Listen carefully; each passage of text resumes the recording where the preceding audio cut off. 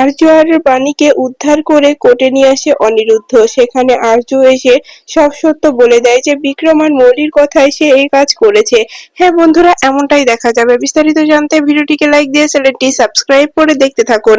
গল্পের শুরুতেই দেখা যাবে অনিরুদ্ধ যখন কোথাও বাণীর কোনো খোঁজ পাচ্ছিল না তখন বিক্রমের কাছে আসে আর বলে, এই যে বিক্রম দেব, আপনি এখনো সময় আছে, সব সত্যটা বলে দেন। আপনি কোথায় আমার স্ত্রী বাণী আর আরজুকে রেখেছেন আপনি বলে দিন।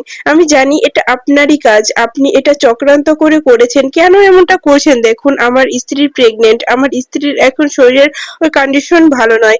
তাই বলছি, আমার স্ত্রী কোথায় আছে আপনি বলে দিন, তাহলে কিন্তু সবকিছু ঠিক হবে। না হলে আমি বলে দিচ্ছি বিক্রম দেব, আমি আপনাকে ছাড়বো না। আমার স্ত্রী যদি কিছু হয়ে যায় আমি আপনাকে ক্ষমা করব না, কখনো আমি আপনাকে ক্ষমা করব না, বুঝতে পারছেন?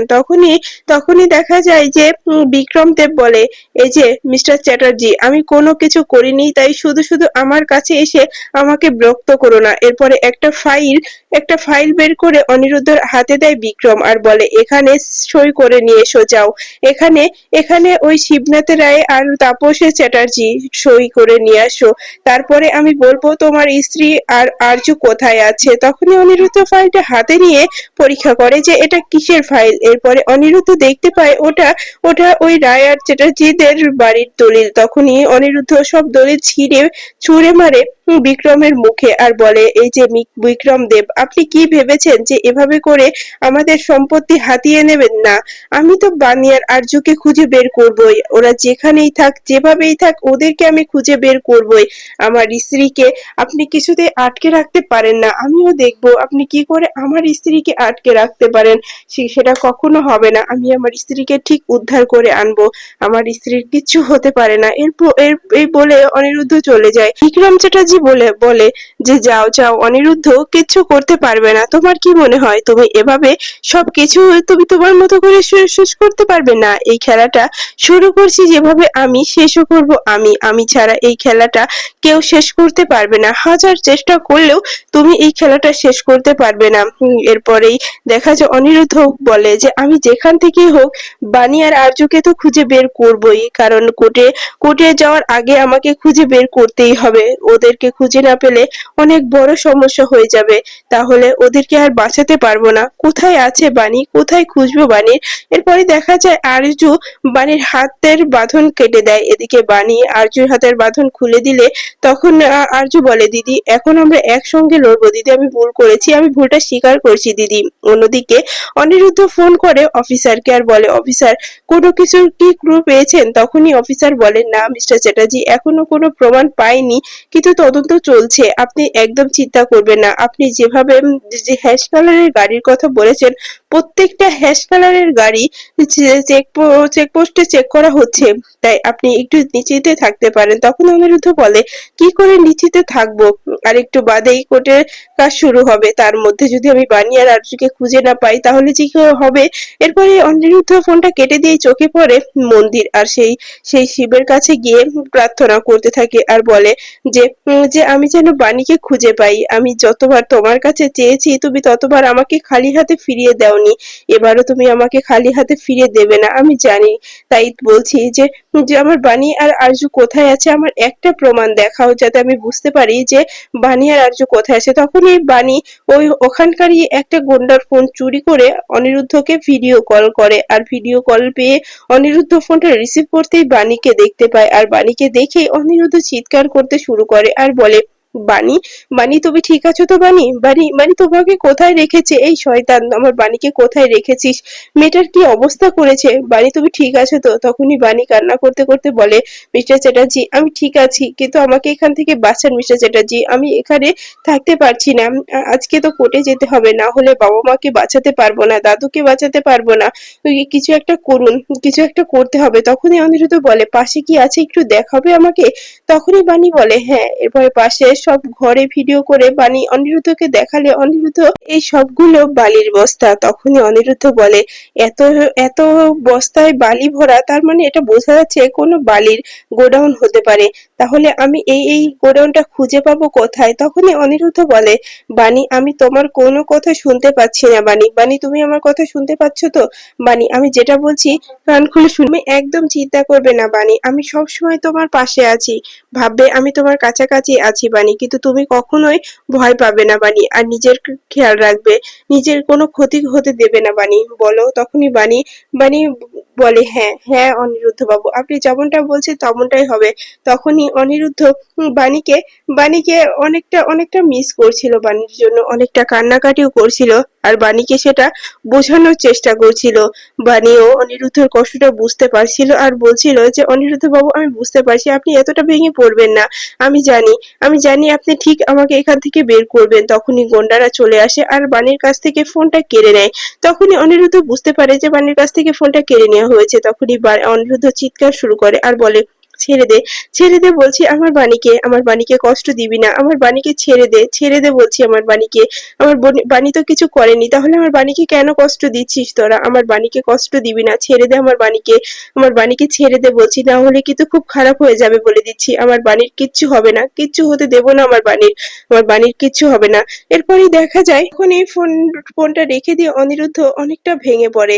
এরপরে এদিকে গুন্ডাগুলো এসে আরজু আর বাণীকে বস্তা বস্তা ভরে ফেলে আর বলে, এই দুটোকে আজকেই বর্ডার পার করতে হবে, বস বলে দিয়েছে ওদেরকে বর্ডার পার করতেই হবে। এরপর বাণী বস্তার ভিতরের অবস্থায় মনে মনে বলতে থাকে যে, যাই হয়ে যাক আমি জানি অনিরুদ্ধ বাবু ঠিক আমাকে বাঁচিয়ে নেবেন, এখান থেকে আমাকে বাঁচাবেনই। আমি অনিরুদ্ধ বাবুকে চিনি, অনিরুদ্ধ বাবু কিছুতেই আমাকে এখানে বন্দি থাকতে দেবে না। অন্যদিকে অনিরুদ্ধ ঠাকুরের কাছে প্রার্থনা করতে থাকে আর বলতে থাকে, আমার একটা উপায় দেখাও, আমি কি করে আমি আমার বাণীকে খুঁজে বের করব। মেয়েটা তো অনেক কষ্ট করলো আর মেয়েটার কষ্ট আমার সহ্য হচ্ছে না। মেয়েটাকে খুঁজে তো বের করতেই হবে। পরে দেখা যায় যে তখন তখন আবারও ফোন করে তার লয়ারকে আর বলে যে, এখনো কোনো প্রমাণ পাইনি, কি করব কিচ্ছু বুঝতে পারছি না। তখনই দেখা যায় লয়ার বলে ওঠে, মিস্টার চ্যাটার্জি এখন আমাকে কোর্টে যেতে হবে, ওখানে কি করব কিচ্ছু বুঝতে পারছি না। তখন অনিরুদ্ধ বলে, একটা ভিডিও পাঠাচ্ছি, এটা এইটা আপনি পেস্ট করুন, তারপরে যা হবে দেখা যাবে। কিন্তু চিন্তা করবেন না, আমরা ঠিক চলে আসবো সময় মতো, শুধু একটু ম্যানেজ করতে হবে। তখনই ফোনটা রেখে দিলে অন্যদিকে দেখা যায় তানিয়া একেবারে ভেঙে পড়লে সেখানে বিদ্যুৎ আসে তার নতুন চক্রান্ত নিয়ে। এরপর তানিয়ার কাছে এসে তানিয়াকে একটা খেলনা দেখিয়ে বলে, এই যে তানিয়া, মিষ্টি তানিয়া, তোমার জন্য আমি একটা খেলনা নিয়ে এসেছি, এটা নেবে? আমি তোমার জন্যই এনেছি। তখনই তানিয়া বলে, না আমি কিচ্ছু নেব না, আমি কোনো খেলনা চাই না, আমি কিচ্ছু কিচ্ছু ছোবো না। আমি আমি আম- আমি আমি আমার মিষ্টি মায়ের কাছে যাব, ভালো দিদার কাছে যাব, ভালো দাদুর কাছে যাব। আমি এখানে থাকবো না, একদম থাকবো না, আমি দিদি ভাইয়ের কাছে যাব। তখনই দেখা যায় যে বিদ্যুৎ বলে, আচ্ছা আমি তোমাকে নিয়ে যাব যেখানে তোমার বাড়ির সবাই আছে সেখানেই নিয়ে যাব। তখনই দেখা যায় যে তখনই বিদ্যুতের মা বলে, না বিদ্যুৎ তুই নিয়ে যাস না, বাণী অনেকটা রেগে যাবে। তখনই বিদ্যুৎ বলে, ছাড়ো তো মা, সবসময় কি বাণীর কথা শুনতে হবে? ও তো আমারও মেয়ে নাকি? ওকে আমারও ওর ভালো মন্দটা দেখতে হবে। সবসময় ওই বাণী যা করবে, বাণী যেটা করতে চাইছে সেটা করবো নাকি? আমারও তো একটু ইচ্ছা অনিচ্ছা আছে। তুমি যাও ওকে রেডি করে নাও আর তুমিও রেডি হয়ে এসো। এরপরে বিদ্যুৎ মনে মনে বলে, আমিও দেখাবো আজকে এই রায় আর চ্যাটার্জি বাড়ির সবাইকে, এই ছোট্ট মেয়েটার কাছে এতটাই নিচু করব যে ওরা ভাবতেও পারেনি। ওরা আমাকে এই মেয়েটার সামনে অনেক অপমান করেছিল, সেদিন আমি সবকিছু জেম্মেশ করেছি, আজকে ওরা করবে। এরপরে অন্যদিকে দেখা যায় কোর্টের কাজ শুরু হয়ে যায়। জজ সাহেব চলে আসে আর বলে যে, আপনারা আপনাদের পয়েন্ট পেশ করতে পারেন, আপনারা কে কি প্রমাণ করতে চান সেটা করতে পারেন। এদিকে অনিরুদ্ধ লয়ারের মুখে আর কোনো কথা থাকে না। এরপর দেখা যায় যে তখনই তাপস বলে যে, সাথী, অনিরুদ্ধ আর বাণীকে তো দেখতে পাচ্ছি না, ওরা কোথায় গেল? ওরা কি আসেনি? তখনই নয়নতারা বলে ওঠে, দেখো দেখো ঈশানী, ওই মেয়ে আর অনিরুদ্ধ আসেনি। অনিরুদ্ধকে এখান থেকে ছাড়িয়ে ওরা অন্য জায়গায় চলে গেছে, আমাদেরকে বাঁচাতে আসবে না। ওই মেয়েটার উপরে ভরসা করাটাই ভুল হয়েছে। তখনই তাপস বলে, মাসিমা এভাবে বলবেন না, আমি জানি বাণী ওরকম মেয়ে নয়, বাণী ঠিক আসবে আমাদেরকে বাঁচাতে। তখনই জজ সাহেব বলে ওঠে, আপনারা চুপ করুন, এত যদি কথা বলেন তাহলে আমি আমার কাজটা করব কি করে? এভাবে কথা বলবেন না। তখনই দেখা যায় যে মৌলির পক্ষ থেকে লয়ার বলে, "আমি তো আপনাকে বলছি টাকা চুরি এই রাই আর চ্যাটার্জিরাই করেছে। তাই ওদেরকে উপযুক্ত শাস্তির ব্যবস্থা করে দিন। ওরা যে অন্যায় করেছে ওদের শাস্তির ব্যবস্থা হওয়াটাই স্বাভাবিক। ওদের শাস্তি পাবে। ওরা যে অন্যায় করেছে সে অন্যায়ের শাস্তি ওরা পাবে। ওরা অনেক বড় অন্যায় করেছে।" এটা শুনে তখনই দেখা যায় শিবনাথ রায় একেবারেই ভেঙে পড়ে আর বলে, "ঠাকুর এর থেকে তুমি আমাকে উঠিয়ে নাও। আমি আর সহ্য করতে পারছি না এই সবকিছু। কেন আমি এই সবকিছু সহ্য করব? এই বয়সে এসে এগুলো আমাকে দেখতে হচ্ছে।" এদিকে মৌলি অনেক খুশি হয়ে বলে যে, "বিক্রম দেব আপনি সবকিছু ম্যানেজ করেছেন তো?" তখনই বিক্রম বলে, "হ্যাঁ, হ্যাঁ মৌলি সবকিছু ঠিকঠাক করেছি। এতটা ভাবার কিছু নেই।" এরপরেই দেখা যায় অন্যদিকে দেখা যায় যে অনিরুদ্ধ লইয়ার একেবারেই ভেঙে পড়ে আর বলে, "অনিরুদ্ধবাবু তাড়াতাড়ি আসুন না। দেখতেই তো বুঝতে পারছেন আমি কতটা বিপদে আছি। আজকে এই কেসটাকে হেরে যেতে হবে। আমি কেসটা কখনোই হেরে যাই না। আজকে আমাকে হেরে যেতে হবে। আমি কিছুতেই হারটা মেনে নিতে পারবো না।" তখনই জজ সাহেব বলে ওঠে, "আপনার কি বলার আছে আপনি বলতে পারেন।" তখনই অনিরুদ্ধ লইয়ার বলে যে, "জজ সাহেব আমি একটাই কথাই বলতে চাই যে এই কেসটার ডেটটা আপনি চেঞ্জ করে দেন। দেখুন আমার মক্কেলরা এখনো এসে আমি কিছু বুঝতে পারছি না। এখনো তো এই কেসটা তদন্ত করা হচ্ছে। আসল অপরাধীকে খুঁজে বার করার চেষ্টা করা হচ্ছে। তাই আমি আপনার কাছে আরো কিছু সময় চাই। এখনই আপনি আপনার ডিসিশন জানিয়ে দেবেন না।" এরপরেই দেখা যায় যে তখনই নয়নতারা বলে, "জজ সাহেব আমি বলছি আমার কথা শুনুন। এই সবকিছু করেছে বানি। ওই বানি ডাকাত রানী এই সবকিছুর জন্য দায়ী। আপনি ওকে অ্যারেস্ট করুন। আমাদেরকে ছেড়ে দিন।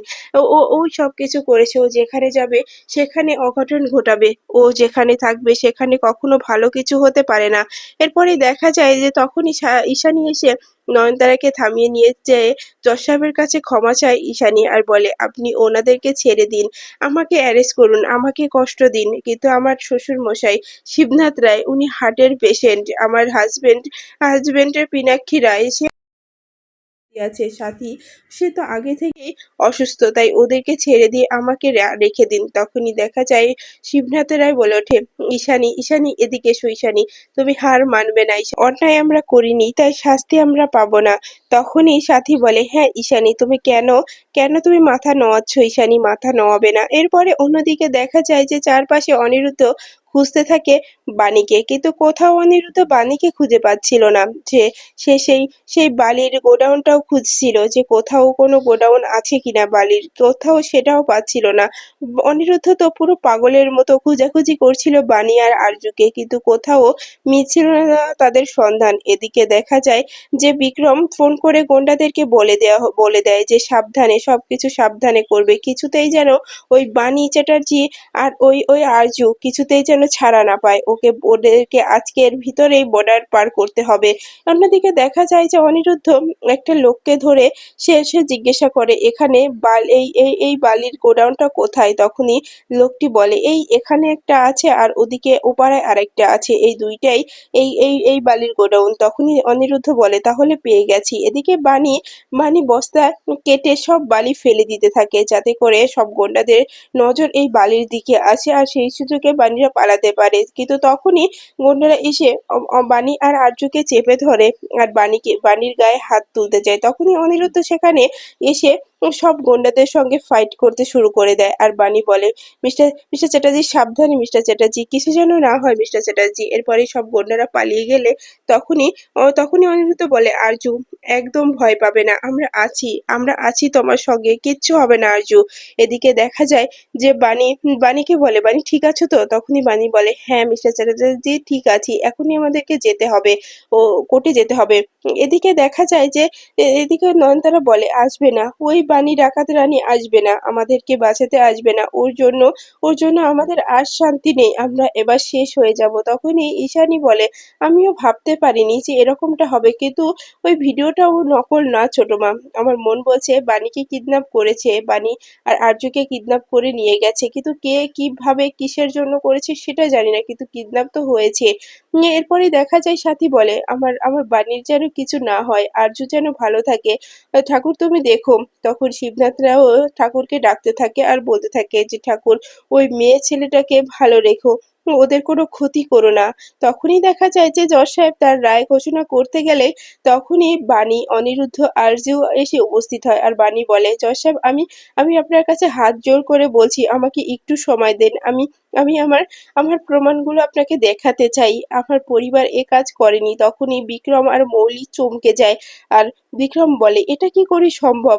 ওখান থেকে পালিয়ে আসা তো যে সে কথা নয়, এই মেয়ের এত সাহস! এদিকে মৌলি বলে, বিক্রম বাবু, আপনি কি করলেন বলুন তো? আমি বলেছিলাম যে এই মেয়েটা কিন্তু খুব খুব সাহসী, আপনি একটু দেখে শুনে রাখবেন। এখন তো সবকিছু হাতের বাইরে হয়ে গেল। এখন এসে প্রমাণ করে দেবে যে আসলে এইসব কেউ কিচ্ছু করেনি, এটা তো আরজু জানে। বলুন, তখনই দেখা